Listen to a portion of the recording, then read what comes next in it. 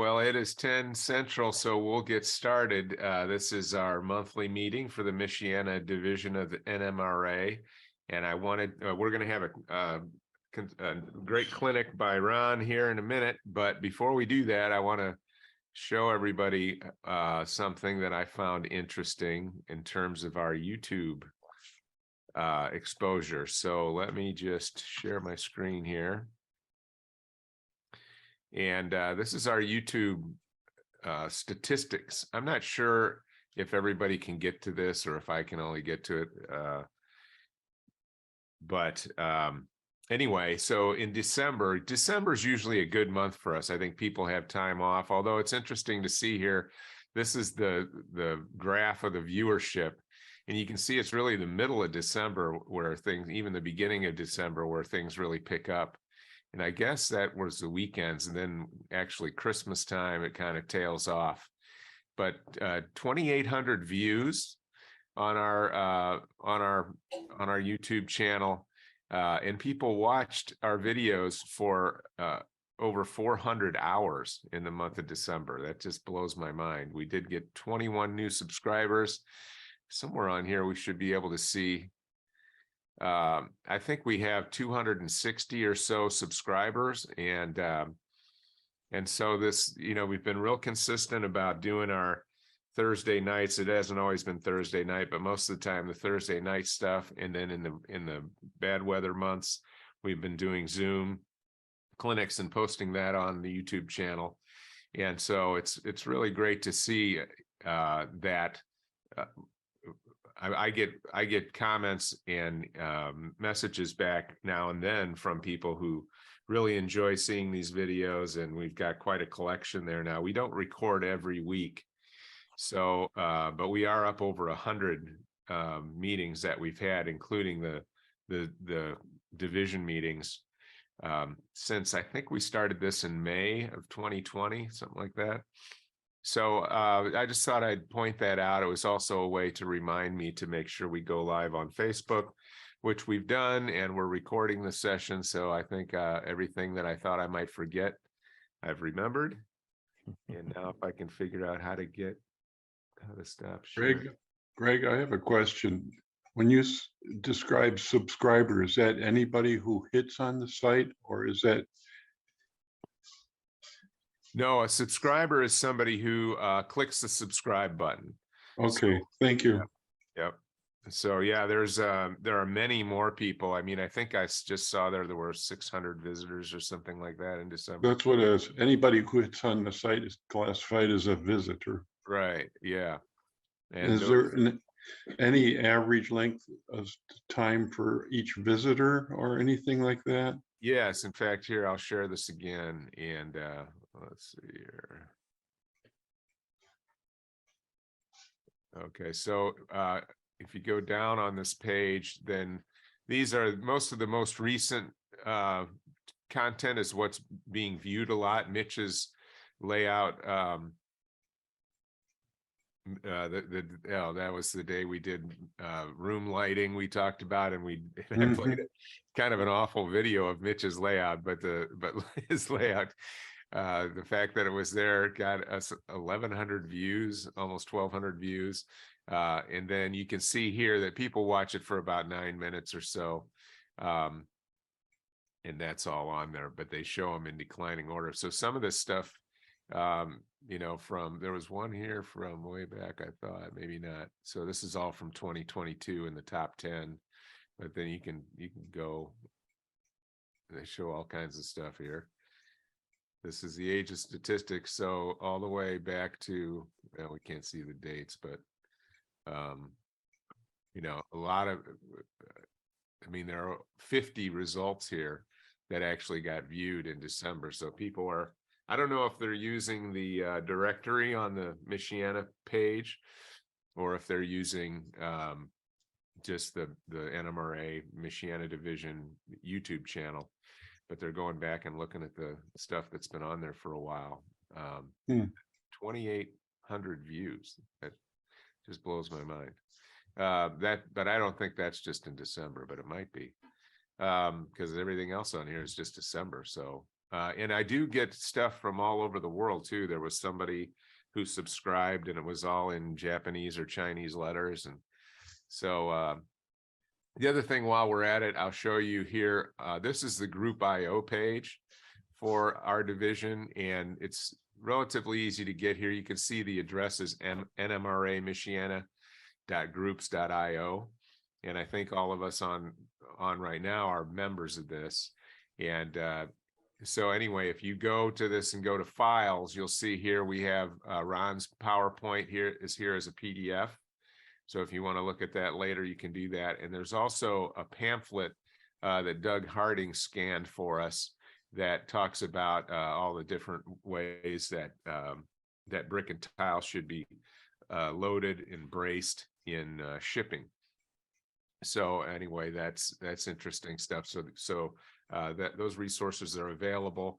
You can get to this. What I always do is I just go to our website and I get there by just typing in Michiana because I go there all the time. Then it just comes up. So I really just type MI and then hit return and I'm here. Actually, I'm here. And then if you go to the resources page, the group IOs are here. There's 3 different ones, depending on your role in our organization. But this is also where this archive is at. So this is where all the various programs that we've done over the past couple of years are, and you can search them if you want. Anyway, enough of that. I'll stop sharing and let Ron get started. And so everybody knows Ron Christensen.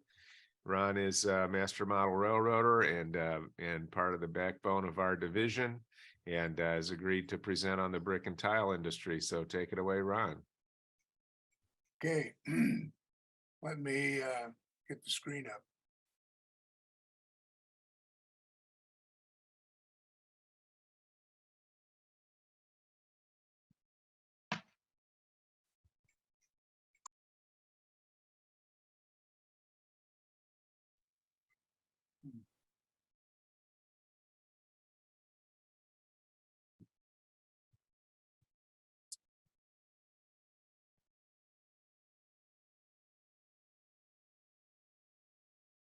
Okay, Greg, does that look okay? That looks good. For some reason, Zoom is not, if you can close that window with everybody's video on it or take it off the screen or something.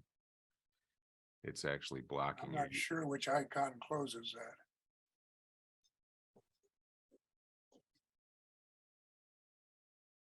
Maybe just slide it over. See if you can slide it off the screen.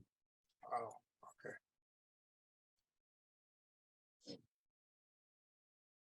There you go. Well, That's good. so why did I do brick and tile? It started a long time ago when I was doing industries for the Chicago Northwestern Historical Society Modeler magazine. And there was quite a bit of interest in it. And so what I do is I pick an industry that I don't know anything about. And as I start to find things, why they become the backbone of a clinic. And brick and tile happened to be the one I picked this time. So I didn't realize that they also made brick out of shale, which if you look at some of the YouTubes that I have listed, they'll tell you about that. Brick and tile was in the turn of the century was a big deal because everybody was trying to get fireproof buildings. And of course, tile was necessary in order to drain fields to get crops growing. But by 1920, most of those buildings had been bricked and the fields had been tiled. So what remained was the larger factories that had better clay and shale, and those areas that were marginal, they were gone. Okay, just have to be back by 3:30. So here's a number of YouTubes, which I found interesting. The top one is in India, which absolutely everything is made by hand. And the next one is a YouTube that shows more automation. The third one down shows a lot of automation. And I would like to show you the fourth one because I think it tells the story and gets closer to how we might model it.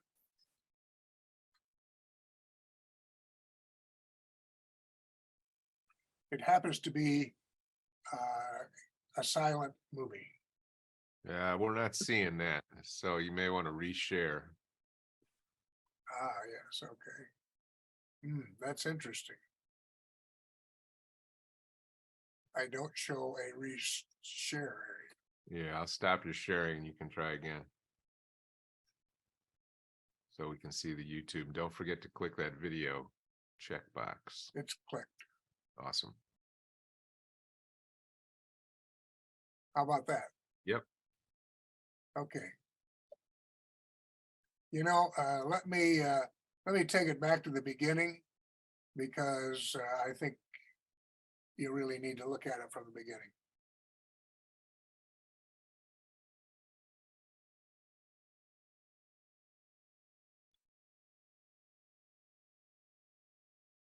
This was made up in Canada, indicating between 1925 and 1926. And they talk a little bit about all the tile that they made up there in order to make the land usable for production.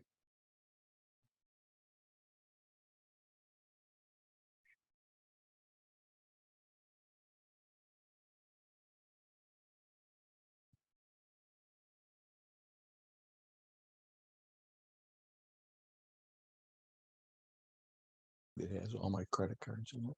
You note that some of the kilns Lloyd's are in Market use bag. because you can see the smoke coming out. And you can see the acres of tile there in front.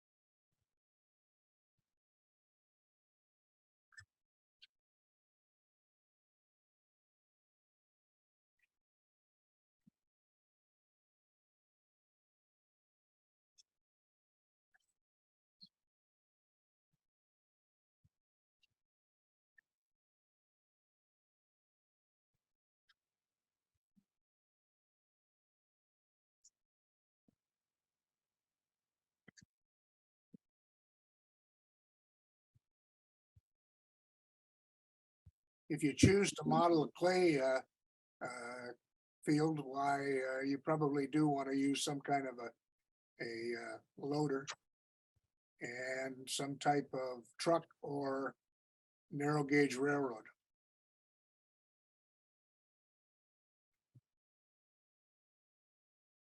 I don't think OSHA approves of that unloading method.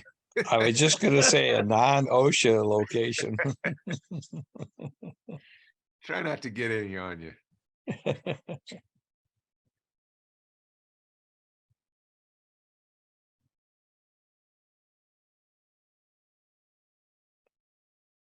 One of the first things is a place to store all of this so that it's readily accessible. And we'll talk a little bit more about that as we get into it.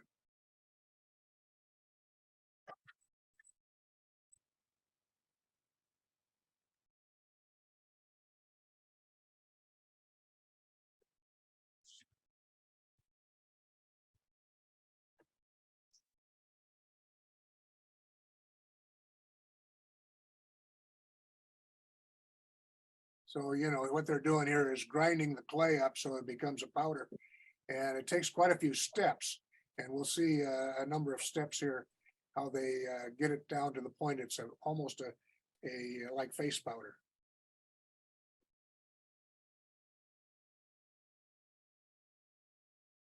And we wouldn't model this, but it's always interesting to know what they do and why that big building was there, because of all of these processes they have to go through.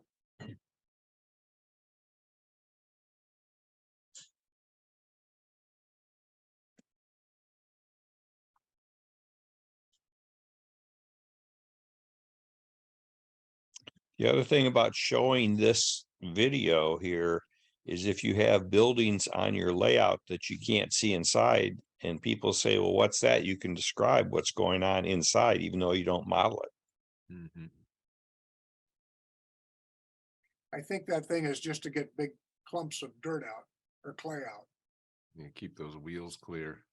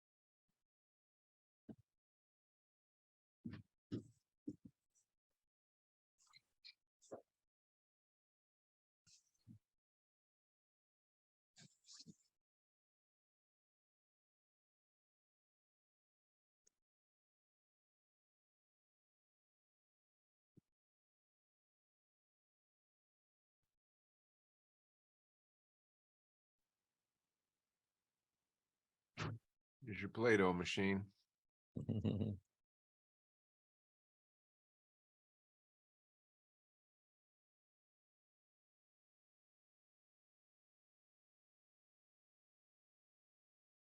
Look at how they cut the tiles to the length. Mm-hmm. Piece of wire. Yeah, at this point, the tile is still, it's, you could mold it and it's still pretty wet. Yeah.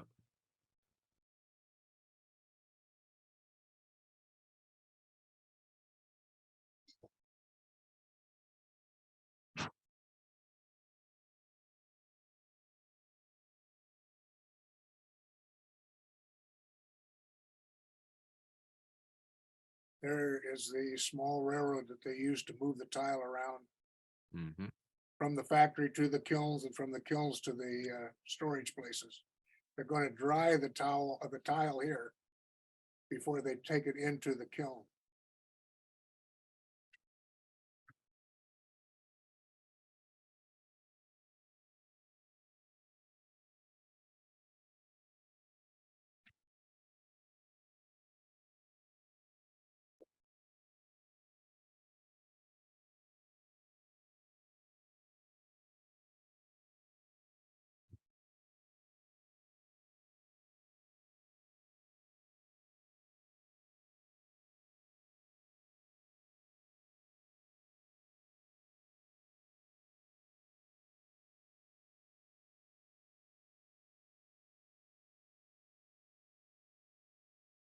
No, that's interesting. So they wheel it on the vertical rails, and then they got another set of rails of different gauge. All stuff you could do with N scale track. Mm-hmm.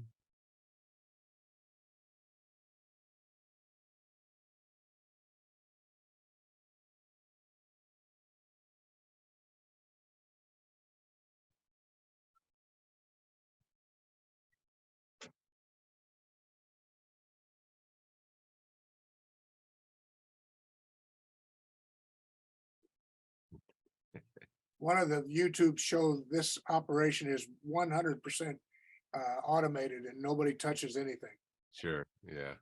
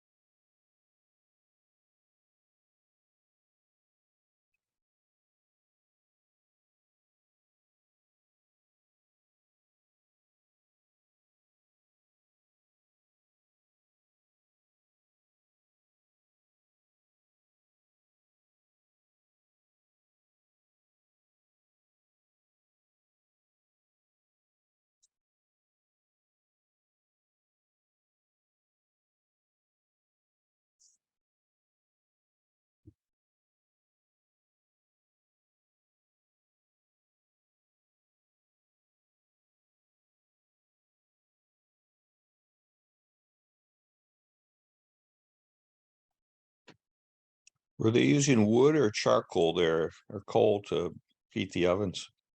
I think they're using coal, but they could be using coke. Okay, because that would drive another railroad car to be delivered with that stuff. Mhm. Right.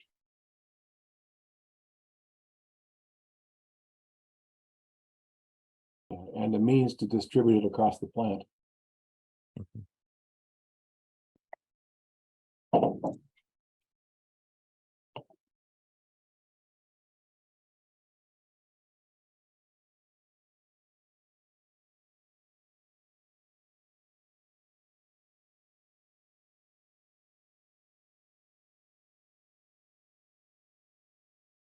You'll note somebody throws one out of here every once in a while.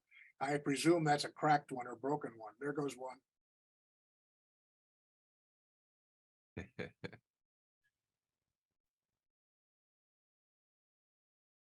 goes another one. And that's the end. Now we'll see if we get back to the story here.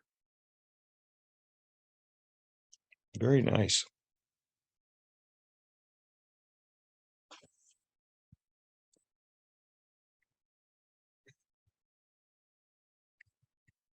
Here are a couple other, Yeah, can you move that, maybe move that off the screen again? That stuff that your cursor is by, it's blocking your presentation for some reason. Usually it wouldn't, but that's good where it is. anyway, back here, here's some things that you can look at that. The Akron, Canton and Youngstown is a pretty good little website. And there are some things in the hobby magazines, if you've got their index. I did find some here from Ed Murphy. And I didn't look these all up because I no longer have some of these magazines. I got rid of all my model railroader a couple of years ago. And the Craftsman I quit taking. So some of those I don't have anymore.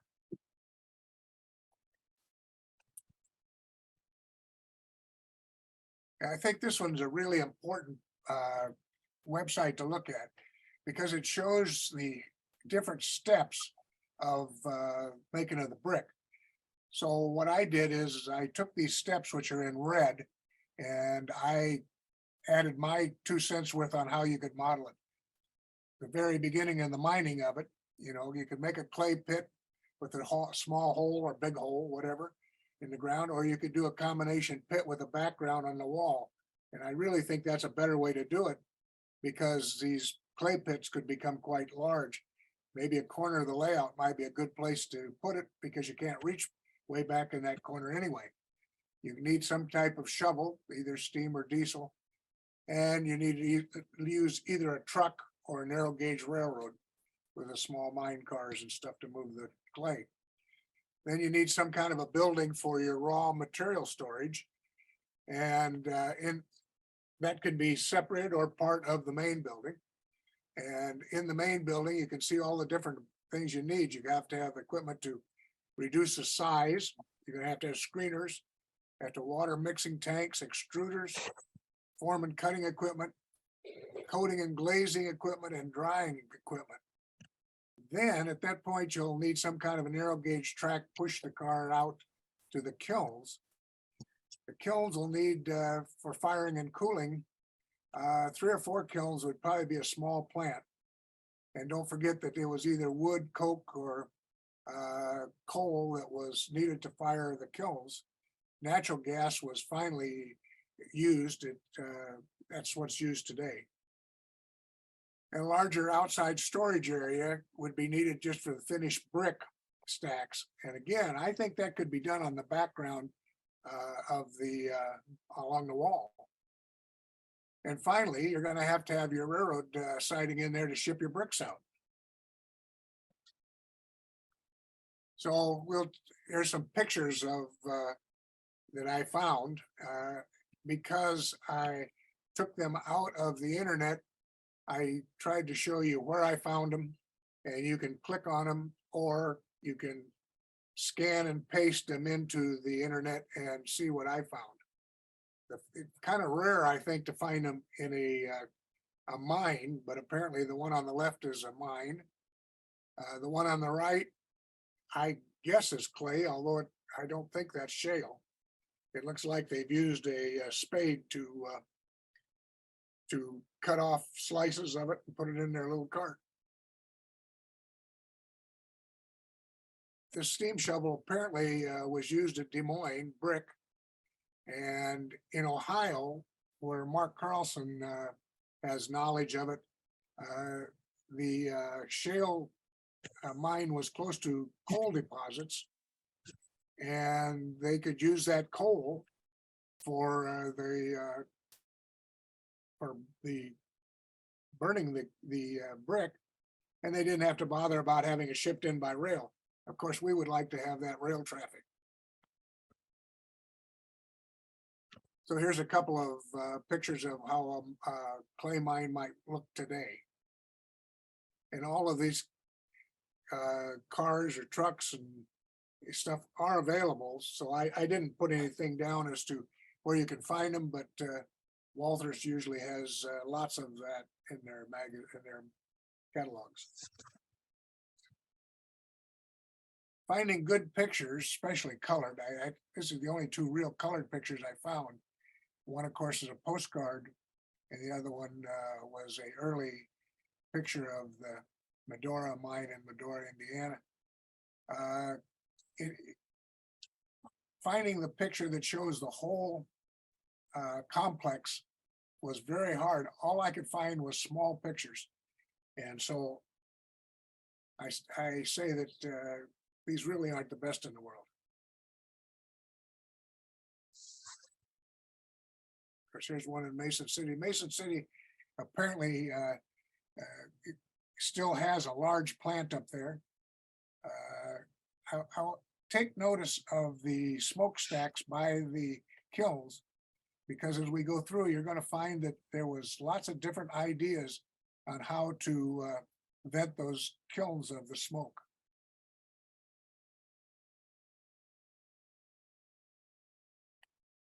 I thought this was interesting, in Mason City again, because it looks like this is where they're going to be dumping the raw clay and taking it up into a storage bin inside of the main factory. It looks like this is a wood building, maybe a little bit bigger than 2-story or tall, just judging from this building beside it. Look at the large windows, kind of interesting. Then all of these interesting stacks here, which there would be kilns back on the back side. I think, in fact, this is the clay pit, because if you'll notice, it looks like there's some kind of wheelbarrows right there.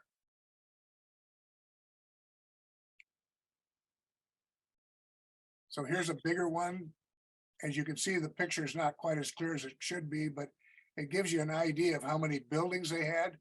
And what I really want you to take a peek at here and look at more is the kilns. The kiln is totally different than any other, the round ones. These are more of a loaf of bread type, with one chimney right in the middle of it and a roof over the top. Now, exactly why the roof is there, I have no idea, but it's a totally different kind of kiln. These are more traditional kilns, but notice that they have 2 chimneys on each one of them. And there are not many buildings around this one in Nebraska, but the buildings may be off to the right. That in the picture doesn't show them all. But you can see bricks laying everywhere. Here's a pile of them here, bricks around here. So if you do build this, you'd want to have a bunch of what I'd call junk bricks. Here's one at Boone. This is a really small clay works. It looks like it's butted right into the clay of the hill. Wish it was a better picture, but you know, it's taken probably around 1910 or something in that area. It looks like they've either tore down or are still building another kiln here. Interesting, again, the chimney is different, and this chimney here handles at least 2 of these, but I'm not sure where this one's going to, its chimney is.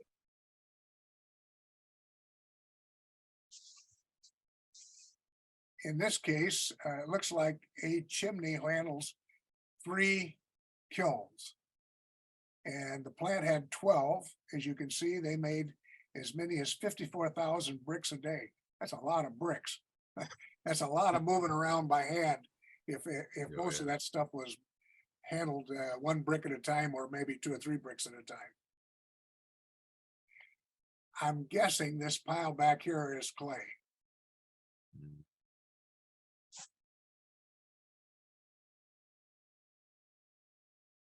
Nice picture in Texas. Again, each one of the kilns has a, well, they don't. It looks like they share a chimney.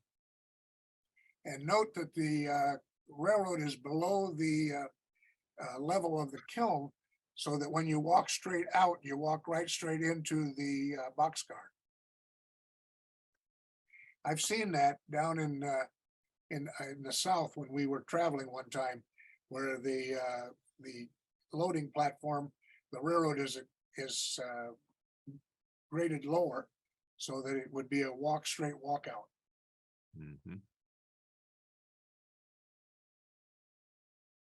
So here's a guy with his small railroad moving bricks. The color of the brick and tile depends on the fuel burned in the kiln, and the temperature is critical to produce bricks that match each other. We built a building a few years ago, and they wanted to match the bricks. We had to go back to the company that we bought the original bricks from in order to get a pretty good match on the building. You could, I'm not exactly sure what the open fire is here. And I'm not, there's also some type of vent here, but I assume that this is the door to load the bricks into the kiln.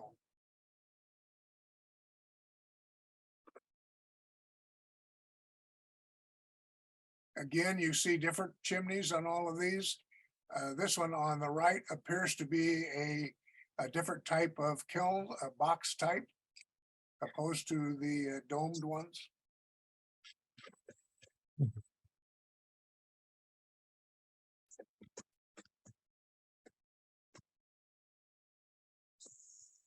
Kiln's beehive kiln was converted to natural gas about 1960s when they made the change. And the high production ones are now, they look a little bit like a Little Caesar's pizza oven. I'm assuming that the raw brick goes through one end, and by the time it gets out the other end, it's done. So it's not like the days when they loaded the brick and sealed them in. There is a boxcar over here at this area, and you can assume that by counting the chimneys, there's probably something like, it could be anywhere from 8 to 12.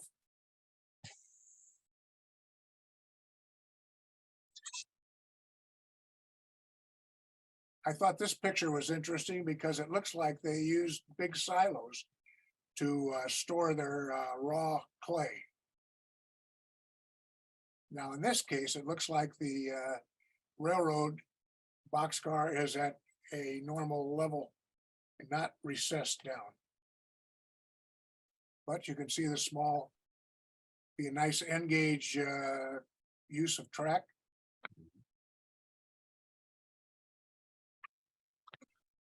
So here we're doing a little bit of loading.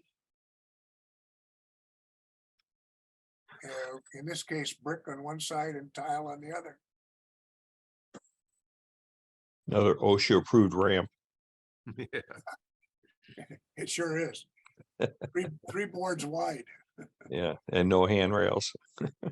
And you better be careful with your wheelbarrow. Yeah. So I put in a couple of pictures. If somebody wants to take them out, I think they could be used for the background. I've did that before, and having real pictures works really nice. So I put a few in here. I thought the one on the left would be a good one because it shows the big stacks.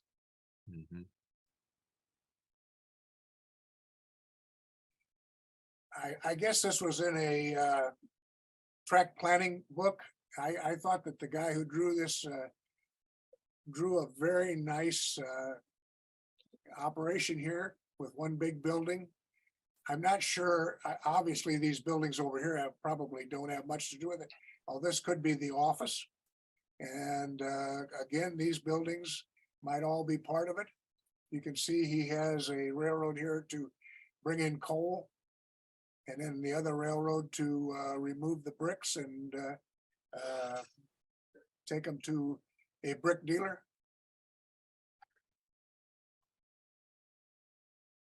Walters has a brick operation and they have a brick book.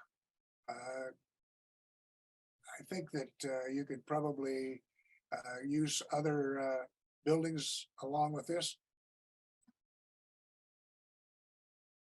Here's one from the brush models. Of course, it's European nature, but wouldn't be any problem to adapt it for US. Engage has a very nice building. This is apparently, I don't know that this was just one kit or multiple kits, but I wished HO had something that good. I assume this building over here is where the raw clay is coming in and then down into the main building. And Mark sent me these pictures of a small diorama he made probably 25, 30 years ago. And you can see how he recessed the track so that they could walk straight out with the brick. He was living in Ohio at the time, and he had connections there because he was working at a gas company. Another one of his pictures. And I have to thank Greg and Doug and Mark for helping me with the project. And that is it. All right, very good. Thanks, Ron. That was phenomenal, Ron. I really appreciated that. Yeah, Rod, you're modeling the prime era for brickworks, but I don't know if they had any in the part of Wisconsin you're modeling. I'm not aware of any that were in that southwest area. It was all limestone. Since the glaciers didn't go in there and crush everything into that fine particles that clay is composed of. Ron sent out to the. It would certainly make a phenomenal module to submit to like an NMRA competition or something. At the national competition in St. Louis, somebody had presented one, and it was for a different kind of quarry operation. It was thoroughly detailed, but this could be a similar kind of thing. I don't plan on building a brickworks, but I did think I might try to build the clay pit and put a background behind it and see how it comes out. So if I'm encouraged to do that, I might make a clay pit. Someone could have it if they want to build a brick factory.